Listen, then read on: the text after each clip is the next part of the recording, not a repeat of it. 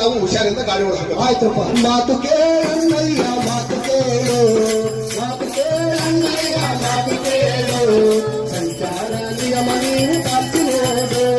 ಮಾತು ಕೇಳಣ್ಣಯ್ಯ ಮಾತು ಕೇಳು, ಸಂಚಾರ ನಿಯಮ ನೀವು ಕಾಪಿ ನೋಡು.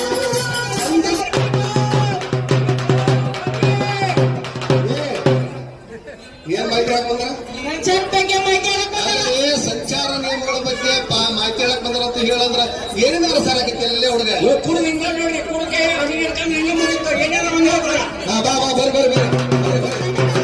ಹೌದಲ್ಪ ಪಾಪ ನೀನು ಕೂಡಲು ಹೋಗಿ ನಿಷೇಧಕ್ಕೆ ಹೋಗಿ ನೀನು ಕೈ ಮುಟ್ಕೊಳ್ಳೋದಲ್ಲ ಅವ್ರಿಗೆ ಆಕ್ಸಿಡೆಂಟ್ ಮಾಡಿ ಅವ್ನು ಕಾಲು ಮುರಿದಿ ಕುಡಿಯೋದ್ರಿಂದ ಏನು ಪ್ರಯೋಜನ ಇರ್ತಮ್ಮ. ಮಾತು ಪ್ರಶ್ನೆ ಅದಕ್ಕೆ ಇನ್ಮೇಲೆ ಕುಡಿಯಪ್ಪ. ಆದ್ರೆ ಕುಡಿಯೋದು ಬಿಡ್ತಾರೆ ಇಷ್ಟೆಲ್ಲ ಆಗತ್ತಲ್ರಿ. ಮುಂದೆ ಕುಡಿಯೋದ್ ಬಿಟ್ಟು ಸಂಸಾರ ಉಳ್ಕೊಂಡು ಹೋಗ್ಬೇಕು. ನಿಧಾನ ಗಾಡಿ ಓಡಿಸ್ಬೇಕಾದ್ರೆ ನಿಧಾನ ಗಾಡಿ ಓಡಿಸ್ಬೇಕು. ಗಾಡಿ ಓಡಿಸೋದ್ರ ನಿಧಾನ ಗಾಡಿ ಓಡಿಸೋದ್ರಿಂದ ತಮ್ಮ ನಾವು ಸುರಕ್ಷಿತವಾಗಿರ್ತೇವೆ. ಹೌದು. ನಾವು ಏನು ಹೋಗ್ತೇವಲ್ಲ ನಾವು ಎಡಭಾಗದಿಂದ ಸಂಚಾರ ಮಾಡ್ಬೇಕು. ಹೆಲ್ಮೆಟ್ ಅನ್ನ ಧರಿಸಬೇಕು.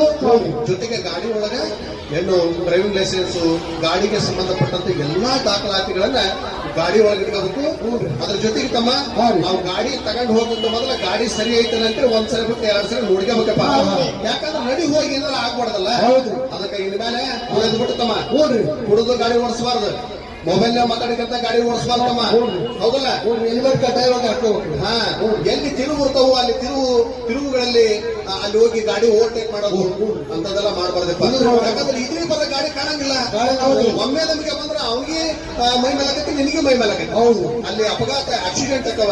ಅದಕ್ಕೆ ನಾವು ಹುಷಾರಿಂದ ಗಾಡಿ ಓಡಿಸ್ಬೇಕು. ಆಯ್ತಪ್ಪ. ಮಾತು ಕೇಳಣ್ಣಯ್ಯ ಮಾತು ಕೇಳು, ಮಾತು ಕೇಳಣ್ಣಯ್ಯ ಮಾತು ಕೇಳು, ಸಂಚಾರ ನಿಯಮ ನೀವು ಕಾಪಿ ನೋಡು. ಮಾತು ಕೇಳಣ್ಣಯ್ಯ ಮಾತು ಕೇಳು, ಸಂಚಾರ